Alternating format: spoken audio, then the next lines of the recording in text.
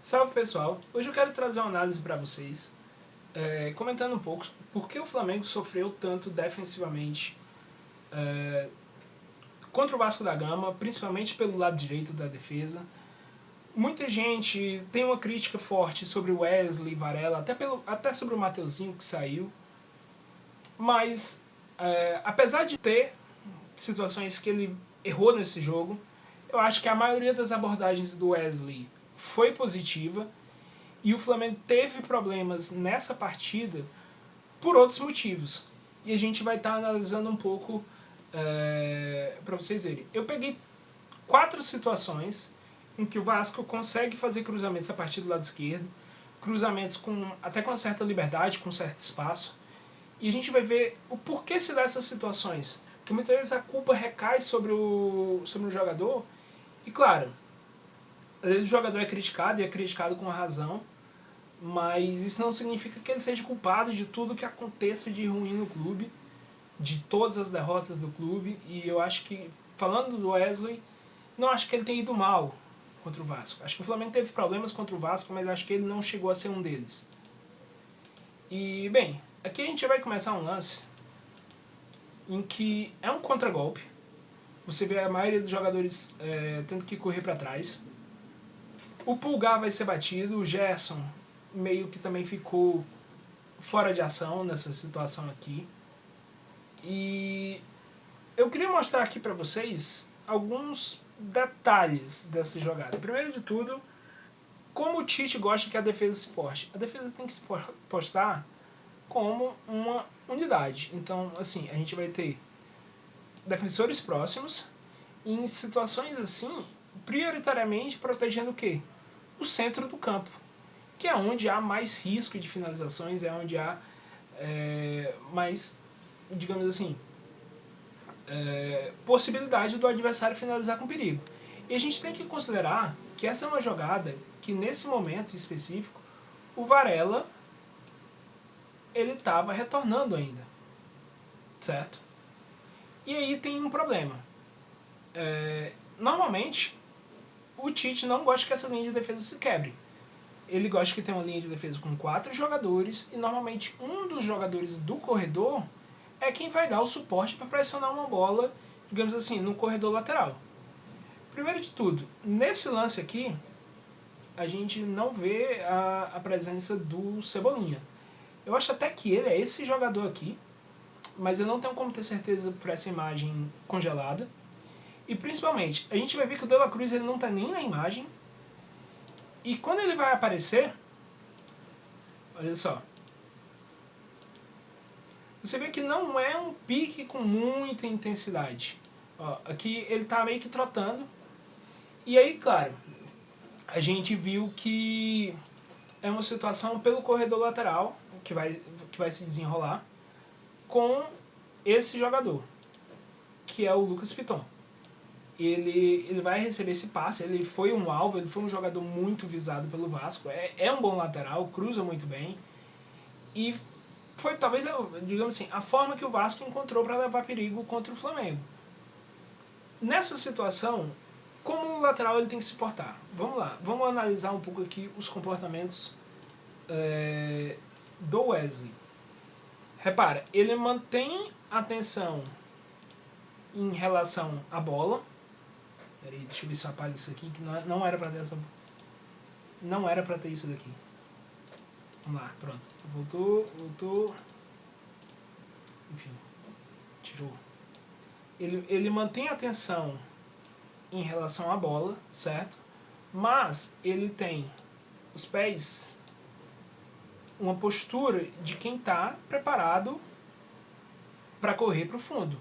O que muita gente chama de dividir referência. Ele mantém a atenção sobre esse jogador, mas ele mantém um certo cuidado com quem vai atacar o lado dele.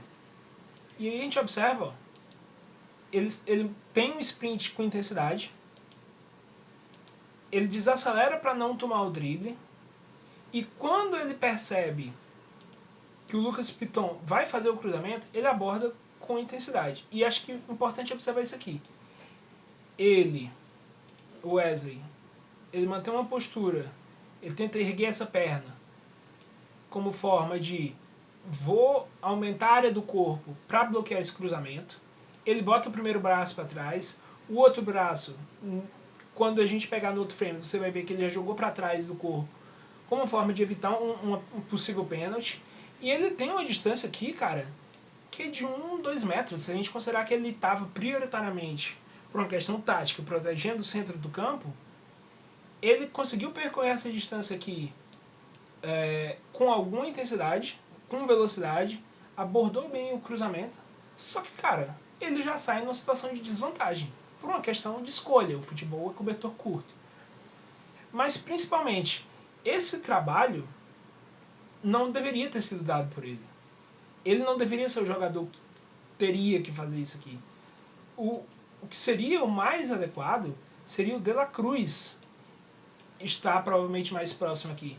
Ele poderia até não ser o jogador que abordasse, mas ele está numa situação em que ele desse ao Wesley a liberdade de sair antes e conseguir dificultar mais o trabalho desse jogador. A gente vai ver que foi uma tônica desse jogo o De La Cruz não dando esse suporte de forma devida. E isso complicou bastante a vida do Wesley nesse duelo contra o Vasco. O cruzamento sai, é ruim, mas foi sempre uma jogada de perigo. Aqui é outra situação, certo? A bola está com o Payet. E o Wesley, ele mantém mais ou menos de novo a mesma postura. Ele tem a atenção voltada na bola, mas ele mantém o corpo atento para correr para o fundo. Por quê? Porque fora da imagem vai ter a presença do Lucas Piton, que é o jogador que vai ter que vai ser o alvo desse time para essa partida, que vai criar a partir de cruzamentos. E aí vamos observar o seguinte: ocorre de novo a mesma situação, um sprint com intensidade, e dessa vez, olha só, de novo, tá com o braço abaixado para evitar uma falta, mas ele ergue a perna como forma de, beleza, eu vou tentar proteger esse cruzamento. Só que se a gente volta um pouco lá atrás, vamos observar isso aqui de novo com atenção. Olha a postura do De La Cruz. Foca só no De La Cruz. Nesse momento que ele sai para fazer o passe, era para ele ter sido mais intenso nesse sprint. E você percebe aqui até que ele está com, de certo modo, com a postura de quem não está com muita expectativa, de quem não está preparado para correr, meio que já, sei lá, desistiu do lance. E, sinceramente, se a gente observar, por exemplo, o que foi a estreia dele, o que foi o jogo contra o Sampaio Corrêa, que não é lá um grande adversário, ele mostrou muito mais intensidade, muito mais comprometimento defensivo, indo pressionar, fazendo esses retornos. Teve uma falta que ele cobrou errado e ele meteu um sprint de 50 metros para recuperar e foi muito bem. Por que esse comportamento não se repetiu contra o Vasco? E aí, assim, acho que a crítica deve se fazer pro Wesley, mas é que ele tá numa fria. Ele tava num 2 contra 1, porque o De La Cruz em nenhum momento foi esse suporte.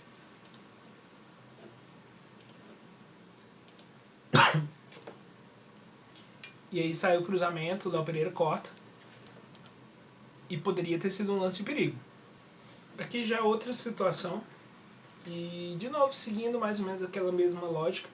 Dessa vez, aqui como vocês vão ver, já é o Piton com a bola para executar esse cruzamento. Ou seja, ele não recebeu um passe para estar obrigatoriamente o Wesley tendo que recuperar.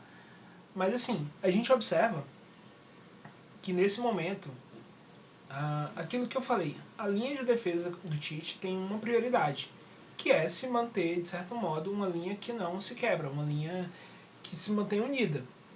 Nesse sentido, a gente tem Varela, Léo Pereira e Fabrício Bruno relativamente próximos, mas o Wesley não. Ele tem que pegar uma distância maior para proteger esse setor. E aí o que acontece? De certo modo, ele tem a preocupação com aquilo que é as regras de ações do que o time dele cobra e espera que ele mantenha. Ou seja, ele nem sempre vai ter o comportamento de ser super incisivo, sair tanto para combater. E aí, para mim, é uma situação em que, de novo, a gente espera que esse jogador ele vai dar esse suporte. Seja aqui, o que levaria o Wesley a vir mais para cá, e aí ele estaria mais ou menos, sei lá, nessa posição aqui, mais ou menos mantendo essa mesma distância que esses jogadores possuem, ou a gente teria uma situação, no caso, em que o De La Cruz ocuparia esse espaço, certo? E aí ele seria esse jogador para estar nesse setor. E aí você permitiria até que o Wesley fosse, digamos assim, um pouco mais incisivo nessa abordagem. Constrangesse um pouco mais, forçasse um pouco mais o Lucas Piton. Talvez obrigar ele a retornar, talvez tentar já um desarme. Isso era uma possibilidade. Nesse caso, não é o que ocorre. O De La Cruz tem um retorno lento, como vocês vão ver. Ó, trotando, sem tanta intensidade, parece... tipo assim, ele percebeu que o jogador tá aqui comprometido, mas deixou, beleza. É 1 contra 1, vai vocês dois aí, se resolvam. Em nenhum momento ele pensa em ajudar a fazer uma dobra de marcação, correr para combater, até para forçar o Wesley a ser mais agressivo. E não é o que vai acontecer. Mas a gente vê, o Wesley até tem, de novo, uma abordagem intensa. Ele segue o comportamento de tentar induzir o jogador para o fundo, tentar ganhar um pouco de tempo nessa abordagem, para ter um jogador de suporte a ele e ele possa ser mais agressivo. Não é o que ocorre. E aí, quando o Piton sai para fazer o cruzamento, eu acho até que ele poderia ter encurtado um pouco melhor, mas vai gerar um lance de perigo. E dessa vez, a gente tem um problema aqui, que é o Varela, que não é um jogador tão alto assim, marcando o Verratti, que é o principal cabeceador dos caras. E aí, meu amigo, acho que todo mundo viu esse lance, todo mundo sabe o que aconteceu. O Varela, obviamente, perdeu de cabeça, e o Léo Pereira teve que salvar em cima da linha. Isso aqui é um gol dos caras, pô. Isso aqui, assim, é uma sorte inacreditável. Claro que tem todo o mérito do Léo Pereira, mas isso aqui não é normal acontecer, tá ligado? Isso aqui não é normal acontecer. Então, era um gol dos caras, e pra mim, acho que diz muito que a gente tem que ter um melhor suporte defensivo pelo lado direito. E aqui uma outra jogada, e dessa vez, pra mim, foi a jogada que eu digo, ok, nessa o Wesley errou. Essa não tem o que falar. Por quê? Vamos observar aqui, de novo, a gente tem que analisar a linha defensiva do Flamengo. A gente tem Varela, certo? O Gerson entrou aqui, acho até que protegendo para um eventual retorno do Varela e até para a chegada do Cebolinha. Acho que o Gerson, nesse sentido, teve um comportamento correto.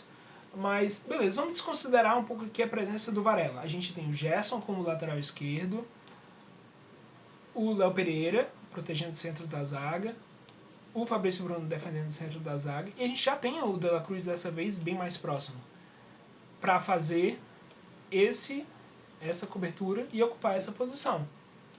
Então, assim, era uma zona sem muita preocupação. A gente poderia ter, nesse caso, o Wesley sendo um pouco mais incisivo para abordar esse jogador que tem a bola. E o que a gente vai ver que vai acontecer é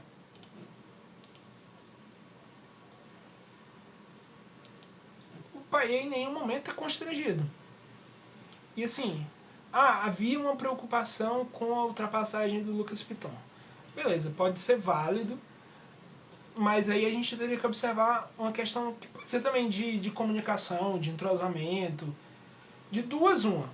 Ou esse jogador salta a pressão para combater o Payet, e aí você tem o Wesley se preocupando com a cobertura do Lucas Piton, ou você tem o contrário. Você tem o Wesley indo abordar o Payet E o De La Cruz fazendo essa cobertura, digamos assim, por fora, entendeu? Ou por dentro. Para cobrir o avanço do Lucas Piton. Não foi o que aconteceu em nenhum dos dois. Eles só deram tempo para realizar um cruzamento. E é um cruzamento até que você vê. O Flamengo tem vantagem na área. Nesse momento aqui, o Varela já ocupou a posição dele, de volta. O Varela, Léo Pereira, o Fabrício Bruno, para lidar só com o Pablo Verratti. E a gente vai ver o que vai acontecer. O Léo Pereira corta. E aí, de novo, os caras, eles tinham a presença do Lucas Piton. Saiu o cruzamento. Cortou. Você tá olhando só a bola. Os caras olharam só a bola. E aí, ó, De La Cruz tá parado. Porque, de novo, ele fez um jogo extremamente desligado defensivamente. Olha só. Ele tá parado, cara. Ele não tá preparado pra correr, ele não tá preparado pra nada. E o Wesley, ele reage muito tarde. E esse lance aqui, pra mim, acho que foi o pior do Wesley no jogo. Eu acho que você pode criticar tanto a abordagem dele, você pode criticar a falta de comunicação, você pode criticar ele ter desligado em relação ao Lucas Piton. E o que vai sair é cruzamento e a até, ó, aqui, ó, perna alta. A mãozinha daqui poderia ter sido mais cuidadosa, mas enfim, foi no desespero. Também não acho que fosse causar um pênalti aqui, não chegou a ser algo muito aberto. Está para cima, não deveria estar, mas não causou um pênalti por causa disso, beleza. Mas ele poderia ter saído antes. Esse cruzamento não poderia não ter acontecido, tá ligado? Então, e aí a gente tem a situação, o Rossi sai muito mal, cara, o Rossi sai muito mal do gol, muito mal do gol. O Varela também, beleza, convenhamos que foi no susto, mas ele poderia ter reagido melhor nesse lance, aí a bola sobra e o Léo Pereira evita em cima da linha. Partida heróica do Léo Pereira, salvou a gente mais de uma vez. Partida nem tão heróica assim dos outros defensores, mas eu acho que principalmente a gente tem uma questão de como a gente vai resolver esse lado direito. Primeiro de tudo, foi um jogo assim do De La Cruz? Porque se for, a gente já poderia pensar talvez em inverter um papel dele com o Gerson, talvez uma mudança. Ou se vai ser algo mais como foi contra o Sampaio Corrêa. Claro que era uma equipe mais fraca e tudo mais, mas a gente viu um jogador super intenso, super engajado, pressionando, voltando para a marcação, dando suporte para o Wesley, enfim, e correndo, se tivesse que correr 50, 60 metros em alta intensidade, ele estava fazendo. Contra o Vasco não foi isso. E assim, eu acredito que o De La Cruz é um grande jogador, uma grande contratação. Acho que a dinâmica ofensiva que ele dá para o time, a forma como toca a bola, é muito positivo. Acho que se encaixa muito bem com os jogadores que a gente tem. Mas isso não impede que seja também alvo de críticas justas, se for o caso. Acho que a prestação dele defensivamente poderia ter sido melhor. É isso, espero que vocês tenham gostado. Até a próxima.